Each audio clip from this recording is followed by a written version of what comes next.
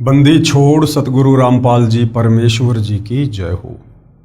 परमपिता परमात्मा सारी सृष्टि के रचनहार, कुल मालिक, असंख्य ब्रह्मांडों के स्वामी, जगत गुरु, तीनों लोकों में प्रवेश करके सबका धारण पोषण करने वाले, राजाधिराज, आत्माधार, नाथों के नाथ, देवों के देव, महादेव, सर्वेश्वर, महेश्वर, मृत्युंजय, अजरो अमर, आदि अनादि, सनातनी प्रभु, जगत पिता जगदीश्वर, श्री श्री 1008 की उपाधि के वास्तविक अधिकारी, अकाल मूरत शब्द स्वरूपी राम वासुदेव, सर्वगतम ब्रह्म, परम पूज्य, प्रथम पूज्य, परम संत, परम पुरुष, परम धनी, परम दयालु, सत्य कबीर, हक्का कबीर, अल्लाहु कबीर, अल्लाहु अकबर, बाखबर, अल्लाह ताला, जगत के तारणहार, जगत के मुक्तिदाता, जगत के जगन्नाथ, हारे के सहारे, हिंदुओं के राम, मुसलमानों के अल्लाह, सिखों के वाहिगुरु, ईसाइयों के मसीह, दया के सागर दया निधि, करुणा के सागर करुणा निधि,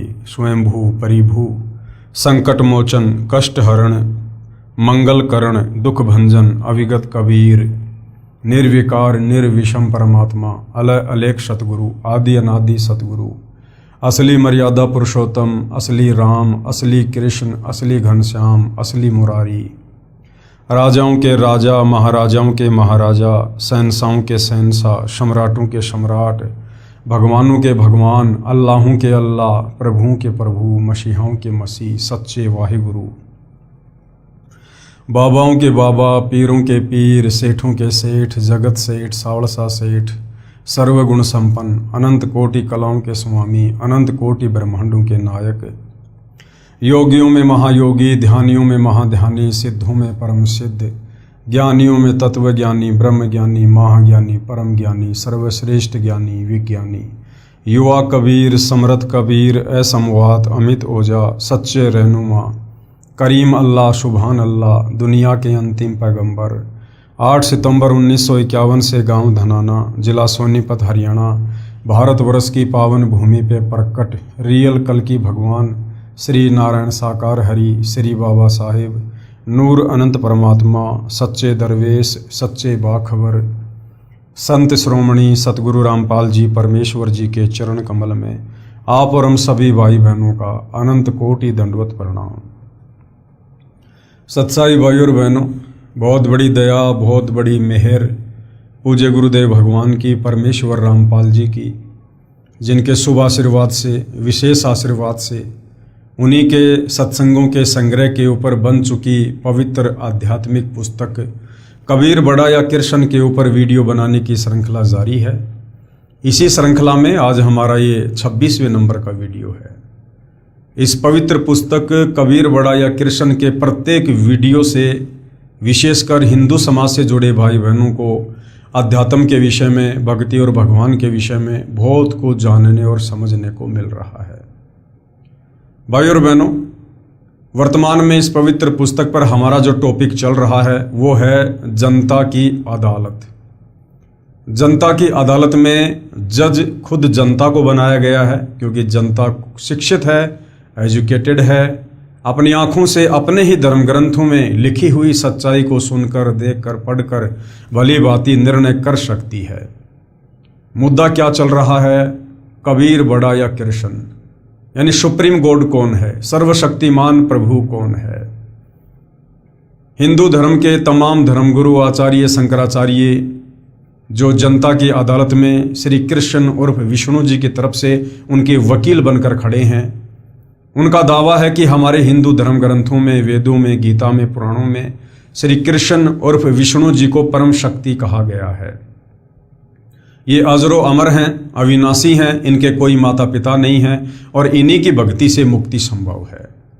तो दूसरी तरफ कबीर जी के वकील सतगुरु रामपाल जी ने उन्हीं हिंदू धर्म ग्रंथों का, वेदों का, गीता जी का, पुराणों का हवाला देकर जनता की अदालत में प्रत्यक्ष प्रमाण दिखाकर ये साबित कर दिया कि श्री कृष्ण उर्फ विष्णु ये नाशवान भगवान हैं। इनका जन्म होता है, इनकी मृत्यु होती है, इनकी माँ का नाम दुर्गा है, इनके पिता का नाम काल ब्रह्म है और इनकी भक्ति से मुक्ति संभव नहीं है, क्योंकि अभी तक तो श्री कृष्ण उर्फ विष्णु की खुद की मुक्ति नहीं है, तो भला इनकी पूजा करने वालों की मुक्ति कैसे संभव हो जाएगी। अब भाइयों और बहनों, ये तमाम बातें जो जनता की अदालत में सतगुरु रामपाल जी की तरफ से हिंदू धर्म ग्रंथों को दिखा दिखा कर रखी जा रही हैं, उन्हें देखने के बाद जनता की धीरे धीरे आंखें खुलने लगी हैं। जनता विचार करने लगी है कि हमारे धर्म गुरु हमारे ही धर्म ग्रंथों में लिखी सच्चाई हमें नहीं बता पाए। कारण तत्व ज्ञान का अभाव, क्योंकि तत्वदर्शी संत के बिना आप कभी भी अध्यात्म को नहीं समझ सकते। गीता अध्याय 4 श्लोक 34 में गीता ज्ञानदाता खुद अर्जुन को कह रहा है कि अर्जुन, अगर तुझे पूर्ण परमात्मा की भक्ति करनी है, तुझे सदा सदा के लिए जन्म और मृत्यु से अपना पीछा छुड़वाना है, तो किसी तत्वदर्शी संत की शरण में चला जा। वो तत्वदर्शी संत ही तुझे परमात्मा के मार्ग की जानकारी देगा। इससे सिद्ध है कि पवित्र गीता जी में भी वो कंप्लीट ज्ञान नहीं है, क्योंकि गीता खुद आगे का ज्ञान लेने के लिए, पूर्ण ज्ञान लेने के लिए तत्वदर्शी संत की शरण में जाने का आदेश दे रही है। तो हिंदू समाज की धीरे धीरे आंखें खुल रही हैं और जनता की अदालत में जनता अब सतगुरु रामपाल जी से अध्यात्म में रुचि लेते हुए अध्यात्म के विषय में तरह तरह के सवाल कर रही है। जो सवाल उनके दिलो दिमाग में गूंज रहे थे, परंतु जवाब नहीं मिल पा रहा था, अब उन्हें अपने प्रत्येक सवाल का प्रमाणित जवाब मिल रहा है और शास्त्रों से आंखों से देखकर उनको संतुष्टि भी हो रही है। तो इसी कड़ी में जब जनता सतगुरु रामपाल जी से अध्यात्म के विषय में और अधिक जानने लगी कि हमें कबीर जी की भक्ति अपनाने से पहले क्या इन देवी देवताओं की भक्ति छोड़नी पड़ेगी, क्या हमें उन परंपरागत पूजाओं को त्यागना पड़ेगा यदि हमने कबीर जी की शास्त्र अनुकूल भक्ति करनी है तो सतगुरु रामपाल जी ने कहा कि हाँ, आपने बिल्कुल शास्त्र विरुद्ध साधना को त्यागना पड़ेगा। और भोली भाली जनता को आदरणीय धर्मदास जी की कथा सुनाकर सतगुरु रामपाल जी अध्यात्म के विषय में बता रहे हैं कि किस प्रकार से 650 साल पहले मथुरा में कबीर परमात्मा एक जिंदा साधु के वेश में आदरणीय धर्मदास जी को मिले, उन्हें गीता जी का यथार्थ ज्ञान समझाया, वेदों के यथार्थ ज्ञान से परिचित कराया और किस प्रकार से धर्मदास जी धीरे धीरे शास्त्र विरुद्ध साधना को त्याग कर शास्त्र अनुकूल साधना करने लगे। तो इसी कड़ी में हम आगे बढ़ते हैं। आदरणीय धर्मदास जी कबीर परमेश्वर जी से, जो कि जिंदा बाबा के रूप में थे, उनसे तरह तरह के सवाल कर रहे हैं और परमात्मा जी उनको जवाब दे रहे हैं। व्रत करना गीता अनुसार कैसा है? परमेश्वर यानी जिंदा साधु के रूप में बोले कि हे धर्मदास, आप एकादशी का व्रत करते हो। श्रीमद् भगवत गीता अध्याय 6 श्लोक 16 में मना किया है कि हे अर्जुन, ये योग यानी भक्ति न तो अधिक खाने वाले का और न ही बिल्कुल न खाने वाले का, अर्थात ये भक्ति न ही व्रत रखने वाले, न अधिक सोने वाले की तथा न अधिक जागने वाले की सफल होती है। इस श्लोक में व्रत रखना पूर्ण रूप से मना है। क्या लिखा है? न ही बिल्कुल न खाने वाले की भक्ति भी सफल नहीं होती है। अर्थात बिल्कुल ना खाना, इसका मतलब व्रत करना। तो हमारी गीता जी अध्याय 6 श्लोक 16 मना कर रही है कि व्रत रखने वालों की भक्ति कभी सफल नहीं हो सकती, जबकि धर्मदास जी एकादशी का व्रत रखा करते थे। इस श्लोक में व्रत रखना पूर्ण रूप से मना है। देख अपनी गीता खोलकर, जिंदा रूप में परमात्मा धर्मदास जी को कह रहे हैं कि देख अपनी गीता खोलकर। धर्मदास जी को गीता के श्लोक याद भी थे, क्योंकि प्रतिदिन पाठ किया करता था। फिर भी सोचा कि कहीं जिंदा संत नाराज ना हो जाए, इसलिए गीता खोलकर अध्याय 6 श्लोक 16 पढ़ा तथा स्वीकारा कि आपने मेरी आंखें खोल दी जिंदा, आप तो परमात्मा के स्वरूप लगते हो। अब देखिए भाइयों और बहनों, ये वही गीता जी अध्याय 6 श्लोक नंबर 16 है जो आदरणीय धर्मदास जी ने अपनी आंखों से खोलकर देखा। और यही गीता अध्याय 6 श्लोक 16 अब जनता की अदालत में सतगुरु रामपाल जी जनता को दिखा रहे हैं ताकि उन्हें भी विश्वास हो। पेश है फोटोकॉपी गीता अध्याय 6 श्लोक 16 की। ये श्लोक भाई और बहनों आप जियों के सामने है। न अति अश्नत है तू योग है अस्ति न च एकांतम ऐन सतः न च अति सौपनशील से जागृत न एवं च अर्जुन। इसका यहाँ पर हिंदी अनुवाद किया हुआ है। हे अर्जुन, यह योग, योग यानी भक्ति, न तो बहुत खाने वाले का, यानी जो बहुत ज़्यादा खाना खाता है, बार बार खाता है, पेट भरा भरा रहता है, ज़्यादा अन्न खाने से वासना प्रबल होती है, नींद आती है, आलस्य आता है। तो ये जो भक्ति है, जो योग है, जो मुक्ति का जो मार्ग है, शास्त्र अनुकूल साधना है, बहुत ज़्यादा भोजन खाने वाले की भी सफल नहीं होती है। और न बिल्कुल न खाने वाले का, और जो बिल्कुल भोजन नहीं करता यानी जो व्रत करता है, उसकी भी भक्ति सफल नहीं होती।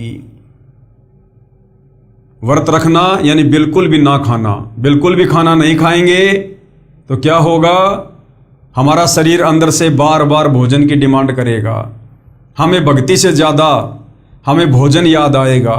सत्संग सुनने बैठेंगे, बार बार अंदर से भूख जागृत होगी, तो हम ना सत्संग सुन सकते, ना बैठकर शांति से ध्यान से मंत्र कर सकते, ना अन्य कोई भक्ति कर्म कर सकते, यदि हमारा पेट बिल्कुल खाली रहेगा तो।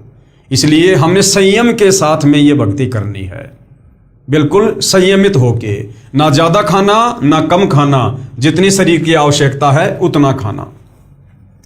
और न बिल्कुल न खाने वाले का तथा न बहुत शयन करने स्वभाव वाले का, और जो बहुत ज़्यादा सोता है उसकी भी कभी भक्ति सफल नहीं हो सकती। और न सदा जागने वाले का ही सिद्ध होता है, और जो हमेशा जाग जाग के भक्ति करता है, सोता ही नहीं है, रातों को जागता रहता है, उसकी भी भक्ति सफल नहीं होती है। ये फोटोकॉपी गीता अध्याय 6 श्लोक 16 की है। गीता प्रेस गोरखपुर से प्रकाशित तथा श्री जय दयाल गोविंदका द्वारा अनुवादित है। इसमें स्पष्ट कहा है कि योग यानी साधना उनकी सफल नहीं होती जो बिल्कुल कुछ नहीं खाते यानी व्रत रखते हैं। श्राद्ध पिंडदान गीता अनुसार कैसा है? अब व्रत के विषय में तो पता चल गया कि गीता जी तो व्रत करने के लिए मना कर रही है। व्रत करने वाले कभी भी भक्ति सफल नहीं कर सकते, कभी भी उनकी मुक्ति नहीं हो सकती। अब आगे परमात्मा धर्मदास जी को समझा रहे हैं कि तुम जो ये श्राद्ध निकालते हो, जो पिंड दान करते हो, इन नादान धर्मगुरुओं के कहने पर जो तुम भूत पूजा कर रहे हो, ये गीता जी के अनुसार कैसी है? आप श्राद्ध व पिंडदान करते हो, गीता अध्याय 9 श्लोक 25 में स्पष्ट किया है कि भूत पूजने वाले भूतों को प्राप्त होंगे। ये जो श्राद्ध निकालते हैं, पिंडदान करते हैं, ये भूत पूजा में आता है।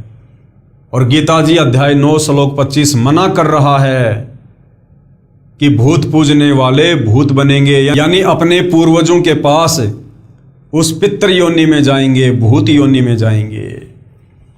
आप श्राद्ध व पिंडदान करते हो, गीता अध्याय 9 श्लोक 25 में स्पष्ट किया है कि भूत पूजने वाले भूतों को प्राप्त होंगे। श्राद्ध करना, पिंडदान करना, ये भूत पूजा है, ये व्यर्थ की साधना है। गीता जी मना कर रही है। श्राद्ध पिंडदान के प्रति रुचि ऋषि का वेद मत। अब परमात्मा एक उदाहरण देकर, एक कथा सुनाकर धर्मदास जी को समझा रहे हैं। श्राद्ध और पिंडदान के प्रति रुचि ऋषि का वेद मत। मार्कंडे पुराण में रोच्य ऋषि के जन्म की कथा आती है। रुचि ऋषि का बेटा था रोच्य ऋषि।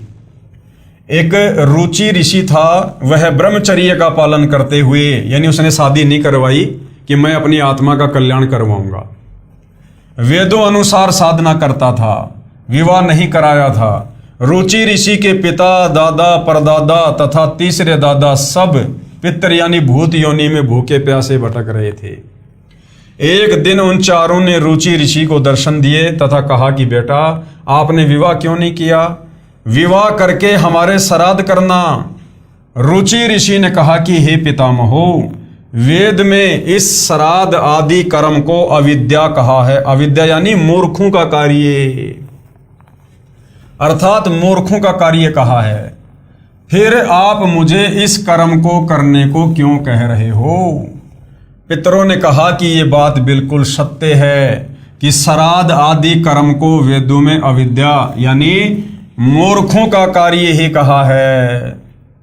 एक तरफ तो हम अपने आप को हिंदू कहते हैं और वेदों को हिंदुओं का सर्वश्रेष्ठ ग्रंथ कहा जाता है, और हमारे वेद मना कर रहे हैं कि श्राद्ध नहीं करना चाहिए, ये पिंडदान वगैरह नहीं करने चाहिए, ये भूत पूजा है, प्रेत पूजा है, अंत में दुर्गति हो जाएगी। लेकिन हमारे नादान धर्म गुरु तत्व ज्ञान के अभाव में इन वेदों को ना समझकर, सदग्रंथों को ना समझकर हमारे से सदियों से शास्त्र विरुद्ध साधना करवाते रहे और हमारे पूर्वजों को भूत बनाकर छोड़ दिया, पितर बनाकर छोड़ दिया, और हमें भी वर्तमान में वो तमाम भक्ति विरुद्ध कर्म करवाकर, श्राद्ध निकलवाकर, पिंडदान करवाकर अपने पूर्वजों के पास उन भूत योनियों में भेजने की तैयारी कर रहे थे।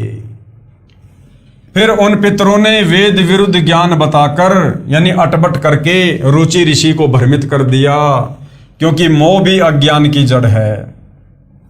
मार्कंडे पुराण के प्रकरण से सिद्ध हुआ कि वेदों में तथा वेदों के ही संक्षिप्त रूप गीता में श्राद्ध, पिंडोतक आदि भूत पूजा के कर्म को निषेध बताया है, नहीं करना चाहिए। यानी गीता जी मना कर रही है तो समझो वेद मना कर रहे हैं, क्योंकि चारों वेदों का संक्षिप्त रूप श्रीमद् भगवत गीता है।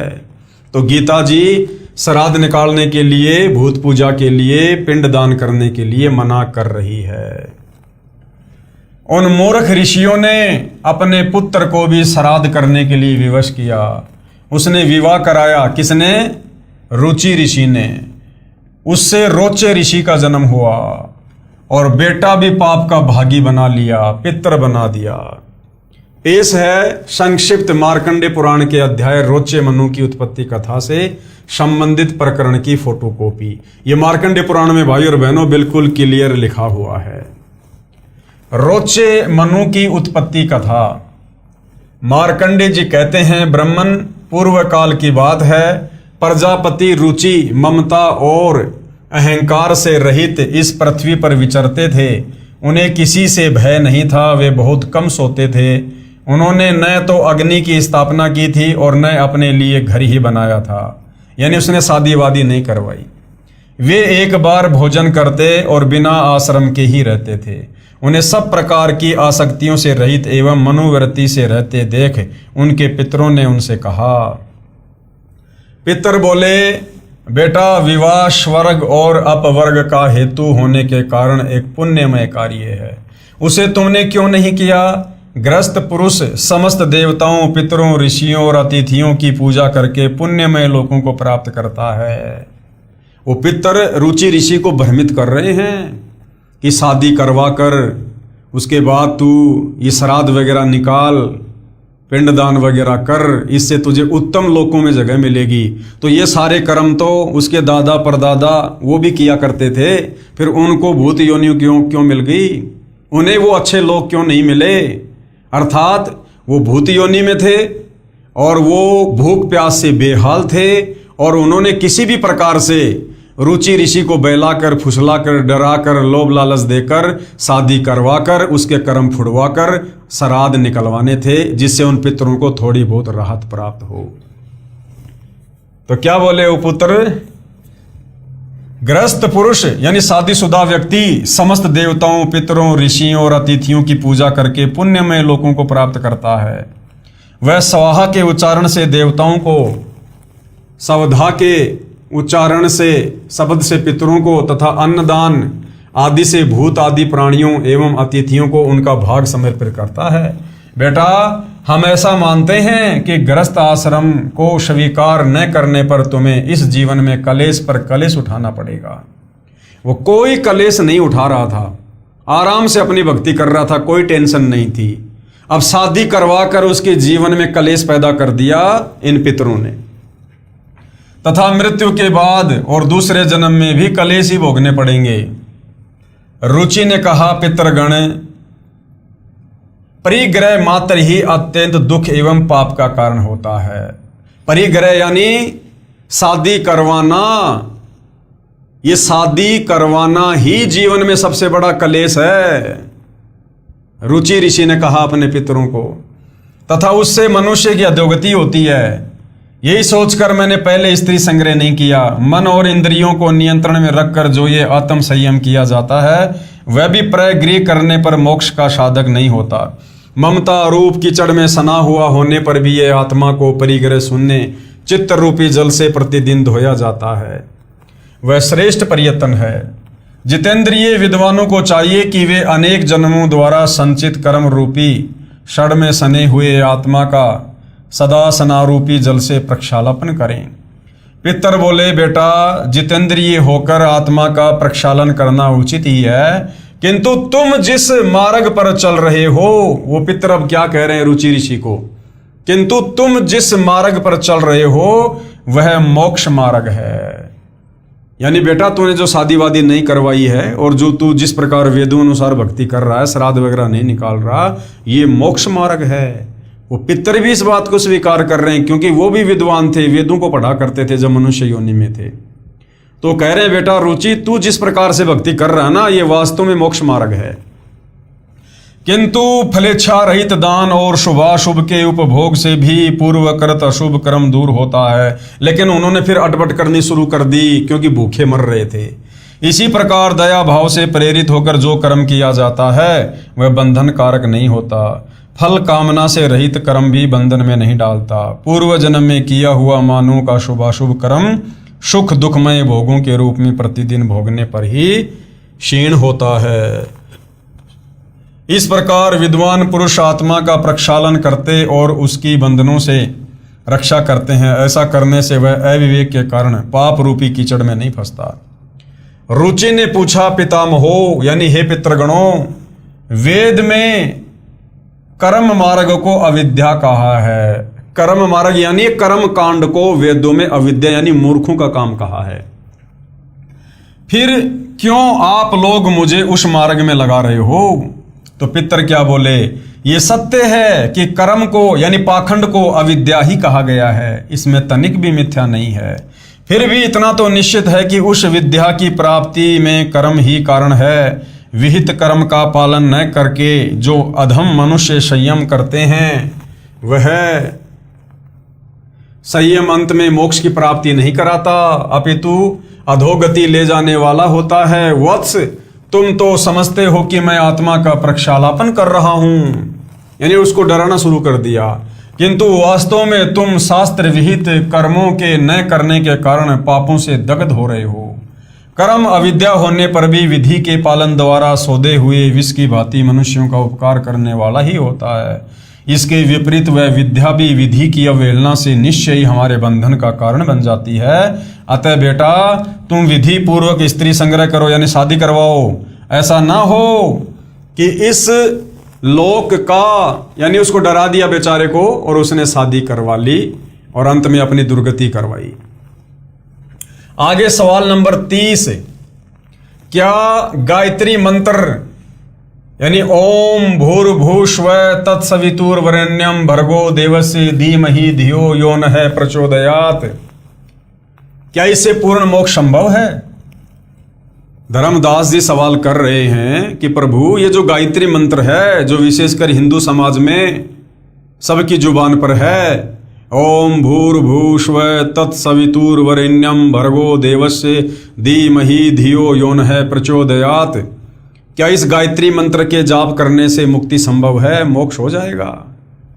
तो परमात्मा जी कह रहे हैं, धर्मदास इन नादान धर्म गुरुओं ने यजुर्वेद अध्याय 36 मंत्र 3 का केवल एक मंत्र समाज को रट्टा लगवा दिया और इस मंत्र में भी इन्होंने जबरदस्ती ओम शब्द जोड़ दिया, जबकि वेद के मूल मंत्र में ओम शब्द नहीं है। इन नादान धर्म गुरुओं ने ओम शब्द लगाकर परमात्मा की अवहेलना की है। जो लाभ साधक को ज्ञान यज्ञ का उस एक मंत्र के जाप करने से मिलना था वो भी नहीं मिलेगा। उत्तर, जिसे गायत्री मंत्र कहते हो वह यजुर्वेद के अध्याय 36 का मंत्र 3 है। जिसके आगे ओम अक्षर नहीं है। ये जो ओम अक्षर है ये वेद में नहीं है, ये नादान धर्म गुरुओं ने अपनी तरफ से जोड़ दिया। यदि ओम अक्षर को इस वेद मंत्र के साथ जोड़ा जाता है तो परमात्मा का अपमान है, क्योंकि ओम अक्षर तो ब्रह्म का जाप है, यानी काल का जाप है। यजुर्वेद अध्याय 36 मंत्र 3 में परम अक्षर ब्रह्म की महिमा है। यदि कोई अज्ञानी व्यक्ति पत्र तो लिख रहा है प्रधानमंत्री को और लिख रहा है सेवा में श्रीमान मुख्यमंत्री जी, तो वह प्रधानमंत्री का अपमान कर रहा है। फिर बात रही इस मंत्र यजुर्वेद के अध्याय 36 मंत्र 3 को बार बार जाप करने की, ये क्रिया मोक्षदायक नहीं है। मंत्र का मूल पाठ इस प्रकार है, यानी यजुर्वेद अध्याय 36 मंत्र 3 जो वास्तव में है वो क्या है? भूर्भुस्व, यानी ओम से शुरू नहीं है। भूर्भुस्व तत्सवितु वरेण्यम भर्गो देवस्य धीमहि धियो यो नः प्रचोदयात्। और अनुवाद क्या है इसका? स्वयंभू परमात्मा पृथ्वी लोक को, गोलोक आदि भवनों को वचन से प्रकट करने वाला है। स्वर्ग लोक आदि सुख धाम है, वह उन सब का जनक परमात्मा है। सर्व साधकों को वर्ण करने योग्य अर्थात अच्छी आत्माओं के भक्ति योग्य है। तेजोमय अर्थात प्रकाशमान परमात्मा का उच्च विचार रखते हुए अर्थात बड़ी समझ से जो बुद्धिमानों के समान विवेचन करता है वह विवेकशील व्यक्ति मोक्ष का अधिकारी बनता है। ये इसका भावार्थ है। भावार्थ, परमात्मा स्वयंभू जो भूमि, गोलोक आदि लोक तथा स्वर्ग लोक है उन सब का सर्जनहार है। उस उज्ज्वल परमेश्वर की भक्ति श्रेष्ठ भक्तों को ये विचार रखते हुए करनी चाहिए कि जो पुरुषोत्तम यानी सर्वश्रेष्ठ परमात्मा है, जो सर्व प्रभुओं से श्रेष्ठ है, उसकी भक्ति करें, जो सुख धाम अर्थात सर्व सुख का दाता है। केवल परमात्मा की महिमा है इस मंत्र में। उपरोक्त मंत्र का ये हिंदी अनुवाद व भावार्थ है। इसकी संस्कृत या हिंदी अनुवाद को पढ़ते रहने से मोक्ष नहीं है, क्योंकि यह तो परमात्मा की महिमा का एक अंश है। अर्थात हजारों वेद मंत्रों में से यजुर्वेद अध्याय 36 का मंत्र संख्या 3 केवल एक मंत्र है। यदि कोई चारों वेदों को भी पढ़ता रहे तो भी मोक्ष नहीं है। मोक्ष होगा वेदों में वर्णित ज्ञान के अनुसार भक्ति क्रिया करने से। उदाहरण, बिजली की महिमा है कि बिजली अंधेरे को उजाले में बदल देती है। बिजली ट्यूबवेल चलाती है जिससे फसल की सिंचाई होती है। बिजली आटा पीसती है, आदि आदि बहुत से गुण बिजली के लिखे हैं। यदि कोई व्यक्ति प्रतिदिन बिजली के गुणों का पाठ करता रहे तो उसे बिजली का लाभ प्राप्त नहीं होगा। लाभ प्राप्त होगा बिजली का कनेक्शन लेने से। कनेक्शन कैसे प्राप्त हो सकता है? उस विधि को प्राप्त करके फिर बिजली के गुणों का लाभ प्राप्त हो सकता है। केवल बिजली की महिमा को गाने मात्र से नहीं, इसी प्रकार वेद मंत्रों में अर्थात श्रीमद् भगवत गीता जो चारों वेदों का सार है, उसमें मोक्ष प्राप्ति के लिए जो ज्ञान कहा है उसके अनुसार आचरण करने से मोक्ष लाभ अर्थात परमेश्वर प्राप्ति होती है। आगे धर्मदास जी ने फिर परमात्मा जी से प्रश्न किया। प्रश्न धर्मदास जी का, हे जिंदा, मुझे तो ये भी ज्ञान नहीं है कि गीता में मोक्ष प्राप्ति का ज्ञान कौन सा है। मैंने गीता को पढ़ा है परंतु समझा नहीं। हमारे धर्म गुरुओं ने जो भक्ति बताई उसे श्रद्धा से करते आ रहे हैं। वर्षों से चला आ रहा भक्ति का शास्त्र विरुद्ध प्रचलन सर्व भक्तों को सत्य लग रहा है। क्या गीता में लिखी भक्ति विधि पर्याप्त है? तो परमेश्वर जी ने क्या जवाब दिया? उत्तर जिंदा बाबा का, गीता में केवल ब्रह्म स्तर की भक्ति विधि लिखी है, यानी केवल इस काल ब्रह्म ज्योति निरंजन तक की भक्ति है। पूर्ण मोक्ष के लिए परम अक्षर ब्रह्म की भक्ति करनी होगी। गीता में पूर्ण विधि नहीं है, केवल संकेत है। जैसे गीता अध्याय 17 श्लोक 23 में कहा है कि सच्चिदानंद घन ब्रह्म अर्थात परम अक्षर ब्रह्म की प्राप्ति के लिए ओम तत् सत इस मंत्र का निर्देश है। इसके सुमरण की विधि 3 प्रकार से है। इस मंत्र में ओम तो क्षर पुरुष अर्थात इस ब्रह्म का मंत्र तो स्पष्ट है, परंतु परब्रह्म अक्षर पुरुष का मंत्र तत् है, यानी सांकेतिक है, जो सांकेतिक है। उपदेशी को तत्वदर्शी संत बताएगा। यानी वर्तमान में सतगुरु रामपाल जी बताते हैं जो भगत सतनाम प्राप्त करता है। और तीसरा जो सत है, ओम तत् सत में, ये मंत्र पूर्ण ब्रह्म यानी परम अक्षर ब्रह्म का है, ये भी सांकेतिक है। इसको भी तत्वदर्शी संत उपदेशी को बताता है। तत्वदर्शी संत के पास पूर्ण मोक्ष मार्ग होता है, जो ना वेदों में है, ना गीता में, तथा ना पुराणों या अन्य उपनिषदों में।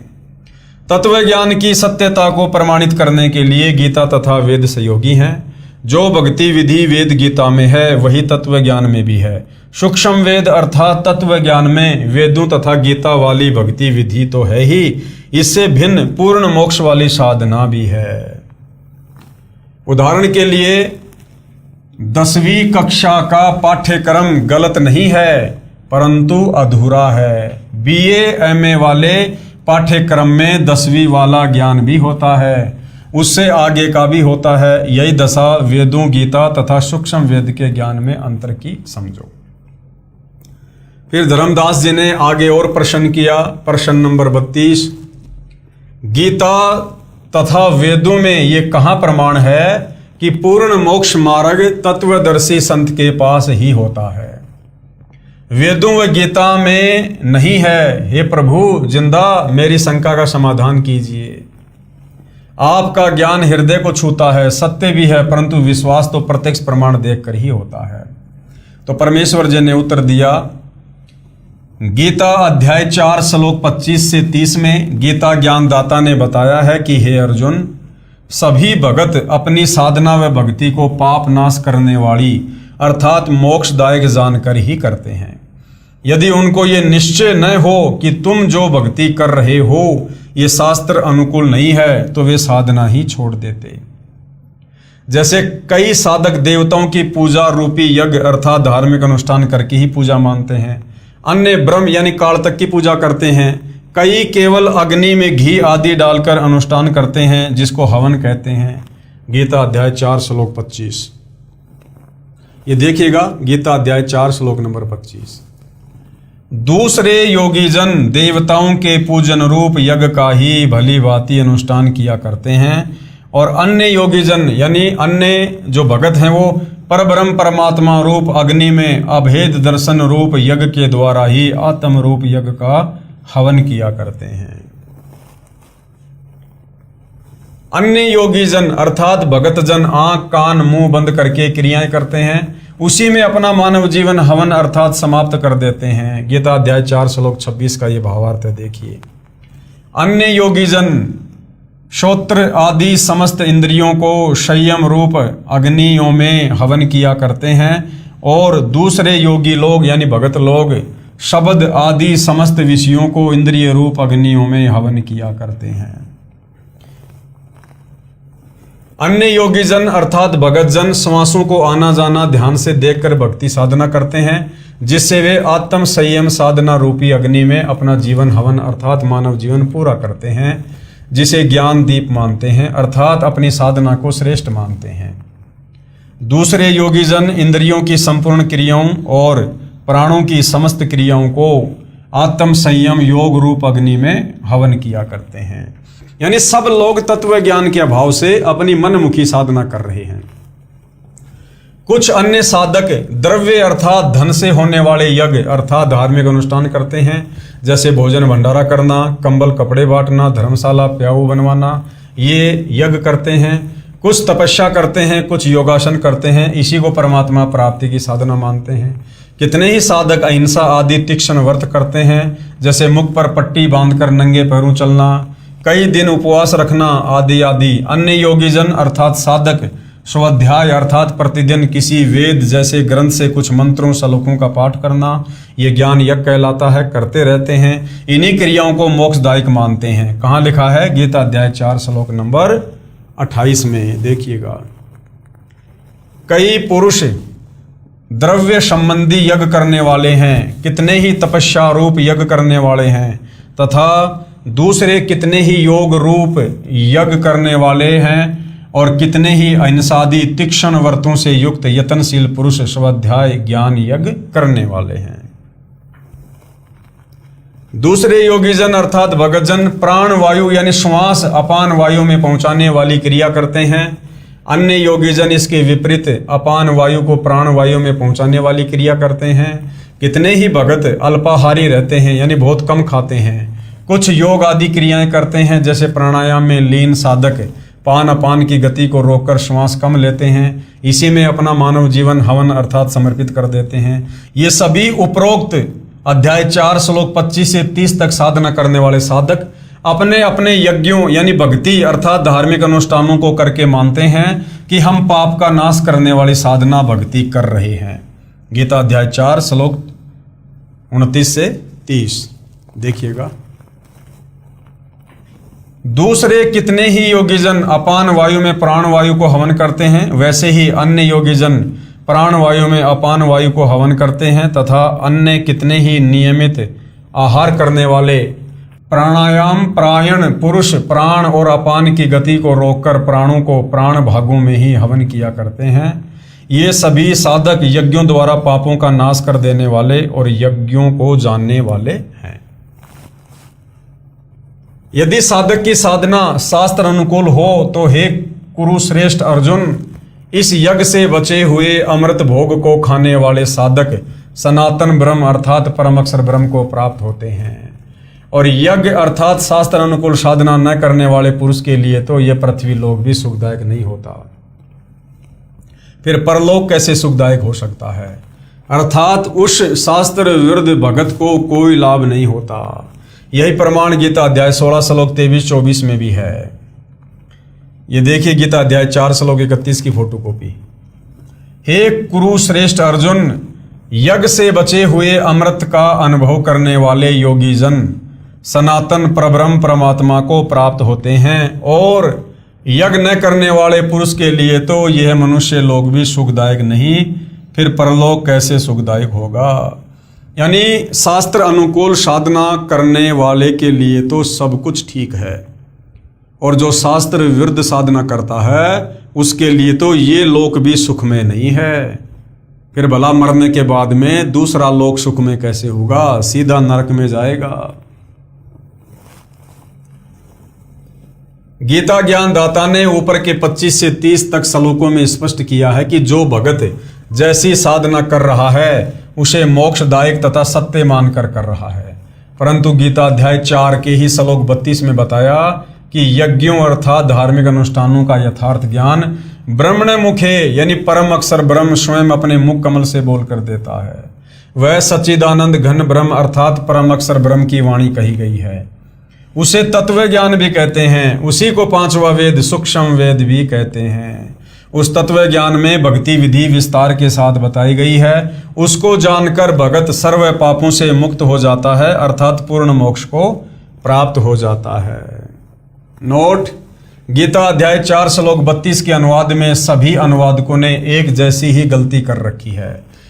ब्रह्मणे शब्द का अर्थ वेद कर रखा है, ब्रह्मणे मुखे का अर्थ वेद की वाणी में किया है, जो गलत है। उन्हीं अनुवादकों ने गीता अध्याय 17 श्लोक 23 में ब्रह्मणे का अर्थ सच्चिदानंद घन ब्रह्म किया है, जो बिल्कुल सही है। इसलिए गीता अध्याय 4 श्लोक 32 में भी ब्रह्मणे का अर्थ सच्चिदानंद घन ब्रह्म अर्थात कबीर परमात्मा परम अक्षर ब्रह्म करना ही उचित है। ये देखिएगा फोटोकॉपी गीता अध्याय 4 श्लोक 32 की। एवं बहुविधा यज्ञा वितता ब्रह्मणे मुखे कर्म जान विधि तान सर्वान एवं ज्ञात्वा विमोक्षस्य। इस प्रकार और भी बहुत तरह के यज्ञ वेद की वाणी में नहीं, ब्रह्मणे मुखे यानी परमात्मा के मुख कमल से उच्चारित वाणी में, सच्चिदानंद घन ब्रह्म की वाणी में, कबीर वाणी में विस्तार से कहे गए हैं। उन सब को तू मन इंद्रिय और शरीर की क्रिया द्वारा संपन्न होने वाला जान। इस प्रकार तत्व से जानकर उसके अनुष्ठान द्वारा तू कर्म बंधन से सर्वदा मुक्त हो जाएगा। गीता अध्याय 4 श्लोक 34 में गीता ज्ञानदाता ने कहा है कि उस ज्ञान को जो परमात्मा अपने मुख कमल से बोलकर सुनाता है, जो तत्व ज्ञान है, उसको तू तत्वदर्शी संतों के पास जाकर समझ। उनको दंडवत प्रणाम करने से कपट छोड़कर नम्रता पूर्वक प्रश्न करने से तत्वदर्शी संत तुझे तत्व ज्ञान का उपदेश करेंगे। गीता अध्याय 4 श्लोक 34 की फोटोकॉपी। उस ज्ञान को तू तत्वदर्शी ज्ञानियों के पास जाकर समझ। गीता ज्ञानदाता कह रहा कि मुझे भी भैया वो कंप्लीट मोक्ष वाला ज्ञान नहीं है, सृष्टि रचना का ज्ञान नहीं है। अर्जुन, उस ज्ञान के लिए तू किसी तत्वदर्शी संत की खोज कर। अर्थात ना तो कंप्लीट ज्ञान गीता ज्ञानदाता को और ना गीता जी में। उनको भली भांति दंडवत प्रणाम करने से, उनकी सेवा करने से, सरलता पूर्वक प्रश्न करने से वे परमात्म तत्व को भली भांति जानने वाले ज्ञानी महात्मा तुझे उस तत्व ज्ञान का उपदेश करेंगे। यानी वो तत्वदर्शी संत तुझे बताएगा पूर्ण मोक्ष मार्ग क्या है। इससे यह भी सिद्ध हुआ कि गीता वाला ज्ञान पूर्ण नहीं है, परंतु गलत भी नहीं है। गीता ज्ञान दाता को भी पूर्ण मोक्ष मार्ग का ज्ञान नहीं, क्योंकि तत्व ज्ञान की जानकारी गीता ज्ञान दाता को नहीं है। जो परमात्मा यानी परम अक्षर ब्रह्म ने अपने मुख कमल से बोला होता है, उसको तत्वदर्शी संतों से जानने के लिए कहा है। यही प्रमाण यजुर्वेद अध्याय 40 मंत्र 10 में भी है। कहा है कि परम अक्षर ब्रह्म को कोई तो समवात अर्थात रामकृष्ण की तरह उत्पन्न होने वाला साकार कहते हैं, कोई असमवात अर्थात परमात्मा उत्पन्न नहीं होता, वह निराकार है। परमेश्वर उत्पन्न होता है या नहीं उत्पन्न होता, वास्तव में कैसा है ये ज्ञान कौन बताएगा? धीराणाम यानी तत्वदर्शी संत बताते हैं, उनसे पूछो कि परमात्मा जन्म लेता है या नहीं लेता है, ये कौन बताएगा? तत्वदर्शी संत। अब भाई परमात्मा जन्म लेता है या नहीं लेता है, ये परमात्मा के अलावा दूसरा कौन बता सकता है? तो तत्वदर्शी संत की भूमिका निभाने के लिए खुद परमात्मा ही आते हैं। प्रश्न नंबर 33 धर्मदास जी का सवाल है, प्रभु हे जिंदा, तत्वदर्शी संत की क्या पहचान है तथा प्रमाणित सदग्रंथों में कहां प्रमाण है? आपका ज्ञान आत्मा के आर पार हो रहा है। गीता का शब्दा शब्द यथार्थ भावार्थ आप जी के मुख कमल से सुनकर युगों की प्यासी आत्मा कुछ तृप्त हो रही है, गदगद हो रही है। तो कबीर परमेश्वर जो जिंदा बाबा के रूप में थे, उन्होंने तत्वदर्शी संत की क्या पहचान बताई और कहां लिखी हुई है? उत्तर जिंदा परमेश्वर जी का। परमेश्वर ने बताया कि पहले तो लक्षण सुन तत्वदर्शी संत अर्थात पूर्ण ज्ञानी सतगुरु के। सतगुरु के लक्षण 4 बखाना। प्रथम वेद शास्त्र को ज्ञाना, दूजे हरि भक्ति मन कर्म बानी, तीसरे समदृष्टि कर जानी, चौथे वेद विधि सब कर्मा, ये 4 गुरु गुण जानो मरमा। कबीर सागर के अध्याय जीव धर्म बोध के पेज नंबर 1960 पर ये अमृतवाणियां अंकित है। भावार्थ क्या है? जो तत्वदर्शी संत यानी पूर्ण सतगुरु होगा उसमें 4 मुख्य गुण होते हैं। नंबर 1, वह वेदों तथा अन्य सभी ग्रंथों का पूर्ण ज्ञानी होगा। तो वर्तमान में इस धरती पर सतगुरु रामपाल जी के अलावा ना तो कोई तत्वदर्शी संत है, ना कोई इस विश्व के सभी सदग्रंथों का ज्ञाता है। तो पहला लक्षण भी वर्तमान में सतगुरु रामपाल जी पर ही फिट होता है। दूसरा लक्षण, दूसरे वह परमात्मा की भक्ति मन कर्म वचन से स्वयं करता है, केवल वक्ता नहीं होता, उसकी करनी और कथनी में अंतर नहीं होता। तो भाई सन 1994 से लेकर और 10 अप्रैल 2026 तक सतगुरु रामपाल जी ने जो भी वचन फरमाए हैं, आप उनको मिलान करके देख सकते हो।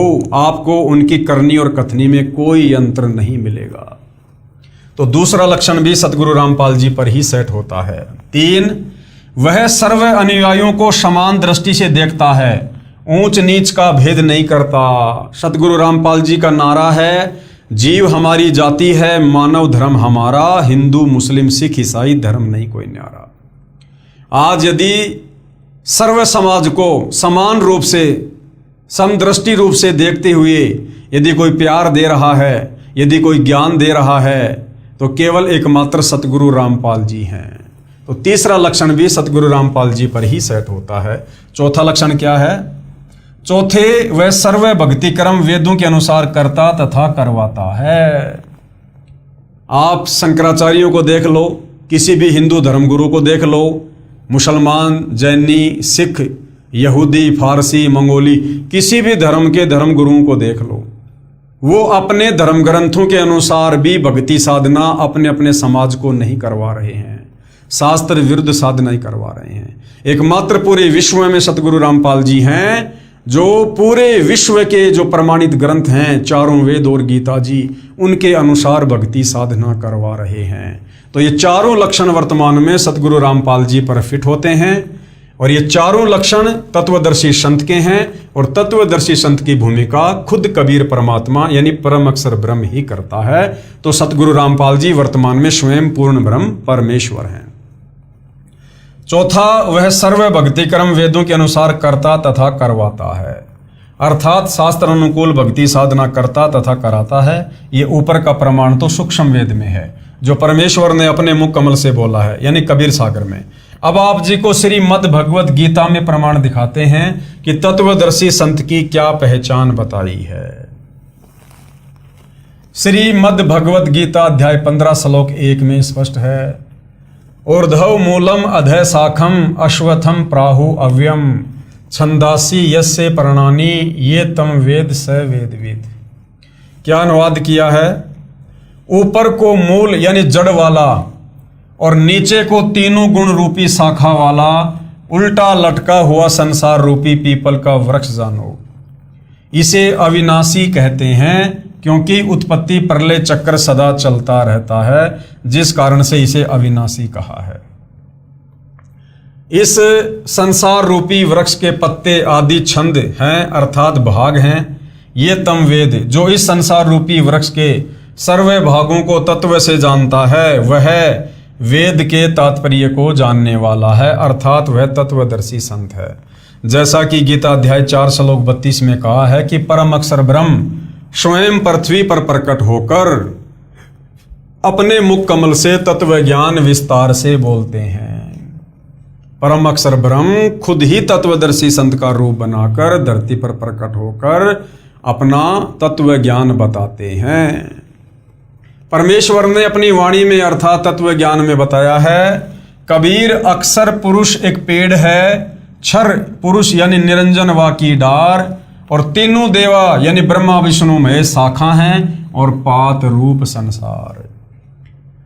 जमीन से बाहर जो वृक्ष का हिस्सा है उसे तना कहते हैं। तना तो जानो अक्षर पुरुष है, सातसंग ब्रह्मांड का स्वामी।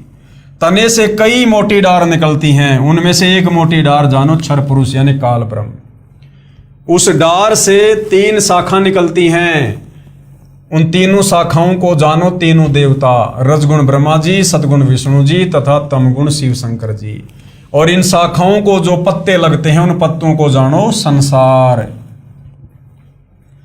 गीता अध्याय 15 श्लोक 1 से 4 में सांकेतिक विवरण है, तत्व ज्ञान में विस्तार से कहा गया है। पहले गीता ज्ञान के आधार से ही जानते हैं। गीता अध्याय 15 श्लोक 2 में कहते हैं कि संसार रूपी वृक्ष की तीनों गुण यानी रजगुण ब्रह्मा जी, सतगुण विष्णु, तमगुण शंकर जी रूपी शाखाएं हैं। ये ऊपर यानी स्वर्ग लोक में तथा नीचे पाताल लोक में फैली हुई हैं। क्योंकि गीता जी का ज्ञान पृथ्वी पर दिया जा रहा था, इसलिए ऊपर और नीचे दोनों लोकों का यहाँ पर वर्णन किया गया है। नोट, रजगुण ब्रह्मा, सतगुण विष्णु तथा तमगुण शंकर हैं। देखिए प्रश्न नंबर 7 में, यानी पहले बता दिया गया है मार्कंडे पुराण को दिखाकर कि रजगुण ब्रह्मा है, सतगुण विष्णु है और तमगुण शंकर है। यानी रज सत तम ये जो 3 गुण हैं ये तीनों देवता हैं, ब्रह्मा विष्णु महेश। तीनों शाखाएं ऊपर नीचे फैली हैं, यानी तीनों लोकों में, स्वर्ग लोक में, पृथ्वी लोक पर, पाताल लोक में। इसका तात्पर्य है कि गीता का ज्ञान पृथ्वी लोक पर बोला जा रहा था। तीनों देवता की सत्ता 3 लोकों में है, पृथ्वी लोक पर, स्वर्ग लोक तथा पाताल लोक। ये तीनों एक एक विभाग के मंत्री हैं। कौन? ये ब्रह्मा विष्णु महेश एक एक विभाग के मंत्री हैं। कौन कौन सा विभाग है इनके पास में? रजगुण विभाग के श्री ब्रह्मा जी, सतगुण विभाग के श्री विष्णु जी तथा तमगुण विभाग के श्री शिव जी।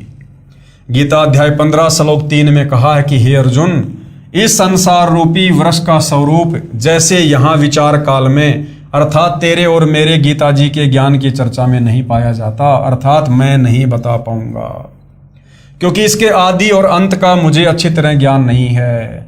गीता ज्ञान दाता हाथ खड़े कर रहा है कि अर्जुन, मैं तुझे संसार रूपी वृक्ष के पूरे विस्तार को भली भांति नहीं समझा पाऊंगा, यानी पूरी सृष्टि रचना का ज्ञान मैं तुझे नहीं बता पाऊंगा, क्योंकि ये मेरी नॉलेज में नहीं है। इसलिए इस अति दृढ़ मूल वाले अर्थात जिस संसार रूपी वृक्ष की मूल है वह परमात्मा भी अविनाशी है, तथा उनका स्थान सतलोक, अलखलोक, अगमलोक तथा अकैलोक, ये चार ऊपर के लोक भी अविनाशी हैं। इन चारों में एक ही परमात्मा भिन्न भिन्न रूप बनाकर सिंहासन पर विराजमान है। इसलिए इसको सुदृढ़ मूलम यानी अति दृढ़ मूल वाला कहा है। इसे तत्व ज्ञान रूपी शस्त्र से काटकर अर्थात तत्वदर्शी संत से तत्व ज्ञान समझकर फिर गीता अध्याय 15 श्लोक 4 में कहा है कि इसके पश्चात यानी तत्वदर्शी संत से तत्व ज्ञान लेने के बाद परमेश्वर के उस परम पद अर्थात सतलोक की खोज करनी चाहिए। यानी सतलोक जाने वाली भक्ति को फिर नियम मर्यादा में रह के दृढ़ता से करना चाहिए। जहां जाने के पश्चात साधक फिर लौटकर संसार में कभी नहीं आते। जिस परमेश्वर से संसार रूपी वृक्ष की प्रवृत्ति विस्तार को प्राप्त हुई है अर्थात जिस परमेश्वर ने सर्व संसार की रचना की है उसी परमेश्वर की भक्ति को पहले तत्वदर्शी संत से समझो। गीता ज्ञानदाता अपनी भक्ति को भी मना कर रहा है। गीता अध्याय 15 श्लोक 16-17 में 3 प्रभु बताए हैं। श्लोक 16 में तो 2 पुरुष कहे हैं, एक तो क्षर पुरुष यानी गीता ज्ञानदाता काल ब्रह्म, दूसरा अक्षर पुरुष ये सात संग ब्रह्मांड का स्वामी है, और ये दोनों ही नाशवान हैं, यानी इन दोनों का जन्म और मृत्यु होता है, इनके लोक भी नाशवान है। श्लोक 17 में तीसरा यानी परम अक्षर पुरुष है जो संसार रूपी वृक्ष का मूल यानी जड़ है, वह वास्तव में अविनाशी है। जड़ यानी मूल से ही पेड़ के सर्व भागों तना, डार, शाखाओं तथा पत्तों को आहार प्राप्त होता है। यानी तीनों लोकों में प्रवेश करके सबका धारण पोषण वो परम अक्षर ब्रह्म कबीर परमात्मा करता है। वह परम अक्षर ब्रह्म पुरुष ही तीनों लोकों में प्रवेश करके सबका धारण पोषण करता है। उसी मूल मालिक की पूजा करनी चाहिए। गीता जी क्या कह रही है? गीता ज्ञानदाता का क्या कह रहा है कि उसी मूल मालिक परम अक्षर ब्रह्म सत्य पुरुष कबीर देव की पूजा करनी चाहिए, ना कि ब्रह्मा विष्णु महेश की, काल की, दुर्गा की, इनकी नहीं। इस विवरण में तत्वदर्शी संत की पहचान तथा गीता ज्ञानदाता की अल्पज्ञता अर्थात तत्व ज्ञानहीनता स्पष्ट दिखाई दे रही है। ये देखिएगा भाई और बहनों, वो उल्टा लटका हुआ संसार रूपी पेड़ है जो गीता अध्याय 15 श्लोक 1 से 4 में वर्णित है कि जो इसकी सही सही व्याख्या करके बता देगा वो तत्वदर्शी संत होगा। तो ये सतगुरु रामपाल जी परमेश्वर जी ने सर्वप्रथम पूरे विश्व में सबसे पहले ये बताया है कि वास्तव में गीता अध्याय 15 श्लोक 1 से 4 का भावार्थ क्या है। ये संसार रूपी उल्टा लटका हुआ वृक्ष है। देखिएगा, इस वृक्ष की जो जड़ है वो जमीन के अंदर है। बाहर क्या दिखाई देता है? केवल ये तना तना दिखाई दे रहा है, तना तना। ये तना कौन है? ये 7 संग ब्रह्मांड का स्वामी अक्षर पुरुष है जिसके 7 संग ब्रह्मांड हैं। ये तना कहां से निकल रहा है? जड़ों से निकल रहा है। जड़ क्या है? ये कबीर परमात्मा है। कबीर परमात्मा सारी सृष्टि का मालिक, यानी ऊपर के जो चारों लोक हैं वो अविनाशी हैं। जो कबीर परमात्मा है वो अविनाशी है, इसलिए इसको सुदृढ़ मूल वाला कहा है। फिर ये अक्षर पुरुष है, 7 संग ब्रह्मांड का स्वामी जो ये तना है। इस तने से फिर एक मोटी डार निकल रही है। ये मोटी डार ये कौन है? ये 21 ब्रह्मांड का स्वामी ज्योति निरंजन है, काल है, ये दुर्गा का पति। इस मोटी डार से फिर 3 शाखाएं निकल रही हैं। ये 3 शाखाएं क्या हैं? ये रजगुण ब्रह्मा है, सतगुण विष्णु है और तमगुण शंकर है। और शाखाओं के जो ये पत्ते लग रहे हैं ये कौन है? ये आप और हमारे जैसे आम प्राणी हैं, तीनों लोकों के प्राणी, स्वर्ग लोक के, पृथ्वी लोक के, पाताल लोक के। तो इस प्रकार से ये संसार रूपी वृक्ष है, यानी पूरी सृष्टि का मैप है ये कि सबसे ऊपर 4 लोक हैं, अकैलोक, अगमलोक, अलखलोक और शतलोक, जो बिल्कुल अविनाशी हैं। जैसे पेड़ की जड़ जमीन के अंदर होती है, बिल्कुल नहीं हिलती, इसी प्रकार ऊपर के 4 लोक और उन लोकों का जो स्वामी है और उन लोकों में जो आत्मा रहती हैं वो सब अविनाशी हैं। उसके बाद ये अक्षर पुरुष है जिसके 7 संग ब्रह्मांड हैं। फिर उसके नीचे ये काल ब्रह्म है जिसके 21 ब्रह्मांड है। फिर काल ब्रह्म के नीचे उनके 3 पुत्र ब्रह्मा विष्णु महेश हैं, जो तीनों एक एक गुण से युक्त हैं। और इन तीनों पुत्रों के माध्यम से ये काल तीनों लोकों की सृष्टि को संचालित करवा रहा है। तो ये है संसार रूपी पेड़ का चित्र जो सतगुरु रामपाल जी ने बताया और समझाया। तो वास्तव में हमने भक्ति इस विधि से करनी चाहिए। कैसे करनी चाहिए? जैसे ये दिखाया गया है यहां पर, हमने सर्वप्रथम जड़ की पूजा करनी चाहिए। जड़ कौन है? कबीर परमात्मा। और जब हम जड़ की पूजा करेंगे तो हमारे जो संस्कार बनेंगे धार्मिक यज्ञ करने से, मंत्र करने से, वो हमारे संस्कार कहां जाएंगे? इस अक्षर पुरुष के पास जाएंगे। यानी पेड़ की जड़ से खुराक कहां जाती है? पेड़ के तने में। फिर अक्षर पुरुष से हमारे संस्कार कहां जाएंगे? काल ब्रह्म के पास में। काल ब्रह्म से संस्कार जाएंगे ब्रह्मा विष्णु महेश के पास। और ये ब्रह्मा विष्णु महेश फिर ना चाहते हुए भी हमारे को सर्व लाभ देंगे। तो उत्तम विधि तो भक्ति की ये है। और हम लोगों ने क्या कर दिया? नादानी के चलते, तत्व ज्ञान के अभाव में, हमने मिट्टी में, गमले में पेड़ की टहनियों को डाल दिया। हमने जड़ कर दी ऊपर और टहनियों को हमने जमीन में गाड़ दिया। यानी हमने ब्रह्मा विष्णु महेश रूपी शाखाओं की पूजा शुरू कर दी। अब यदि कोई नादान व्यक्ति कहीं से कोई पौधा लाकर उसकी जड़ ऊपर करके और टहनियों को गमले में लगाएगा तो क्या पेड़ कभी फलेगा? कभी नहीं फलेगा, वो नष्ट हो जाएगा। तो हम नादानों ने तत्व ज्ञान के अभाव में, हमारे नादान धर्मगुरुओं के कहने पर ब्रह्मा विष्णु महेश को पूर्ण परमात्मा मानकर भक्ति करनी शुरू कर दी, जिससे हमें भक्ति का कोई लाभ किसी प्रकार का नहीं हुआ।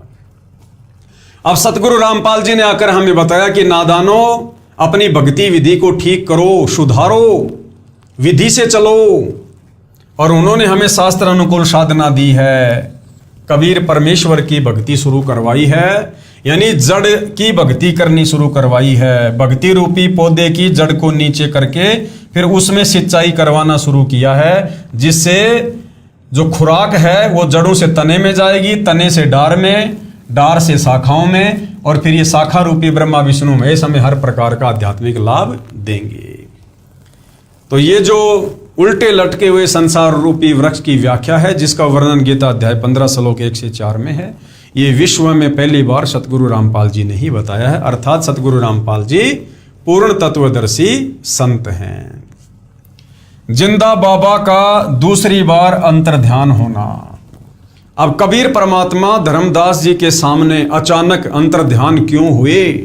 क्योंकि धर्मदास जी उस पुराने अज्ञान के चलते, जो अज्ञानी धर्मगुरुओं ने ब्रह्मा विष्णु महेश को ही पूर्ण परमात्मा बताकर उसकी रग रग में वो अज्ञान डाल रखा था, काल प्रेरणा से वो अज्ञान भी बीच बीच में अंगड़ाई ले रहा था। और जब धर्मदास कबीर परमेश्वर के ज्ञान को काटकर ब्रह्मा विष्णु महेश की वकालत करता, तो उस समय फिर परमात्मा समझ जाते कि भैया अब इसके घट में काल आके बैठ गया है, अब ये मेरी बात नहीं सुनेगा। तो परमात्मा फिर दूसरी बार धर्मदास जी की आंखों के सामने से अंतर्ध्यान हो गए। अब धर्मदास बड़ा व्याकुल हो गया। पहले वाली साधना करने का मन नहीं कर रहा, क्योंकि वो शास्त्र विरुद्ध, आगे की साधना भी मिली नहीं। धर्मदास बेचैन हो जाता है। और किस प्रकार फिर तीसरी बार उसे कबीर परमात्मा मिलते हैं, और जब तीसरी बार मिलते हैं तो आगे का क्या ज्ञान देते हैं, वो भाई और बहनों हम अगले एपिसोड में जानेंगे। तब तक भाई और बहनों, पूज्य गुरुदेव भगवान हम सबको आज्ञा दें, आशीर्वाद दें, सद्बुद्धि दें, हमारा मार्गदर्शन करें। बंदी छोड़ सतगुरु रामपाल जी परमेश्वर जी की जय हो।